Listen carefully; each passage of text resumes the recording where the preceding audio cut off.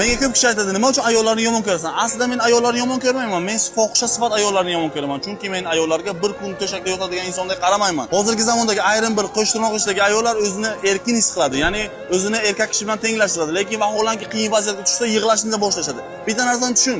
Erkak kishi uchun pul topish, o'zini o'zi qoplash bu oddiy holat, lekin ayol kishi bu narsani qanaqadir достижение, o'zini o'zi katta tutishni boshlaydi. Bu aslida tizimning bitta programmasi, ya'ni erkaklarni quyiga tushirish, ularni yerga urish. Lekin jang bo'lsa, qanaqadir holatlarda faqatgina erkaklar kurashadi. Ularning ayollari boshqa joyda borib, boshqa muhabbat, boshqa narsani topaverishadi. Lekin tushun, agar jang bo'lsa, faqat ayollar urushsa, erkaklar qochsa, bu ular aytishadi, isnot erkak kishi himoya qilish kerak. Lekin bu momentda o'zlarini himoya qiladigan joyda o'zlari erkin his qilishlarini talab qilishadi. Men haqiqiy erkak sifatida ayol kishini ta'minlashni, uni mag'rur mas'uliyatni bo'ynimga olishga tayyorman, lekin bu narsaga javob beradigan, bu narsaga tayyor turadigan ayol kishini topish hozirgi zamonda qiyinlashyapti.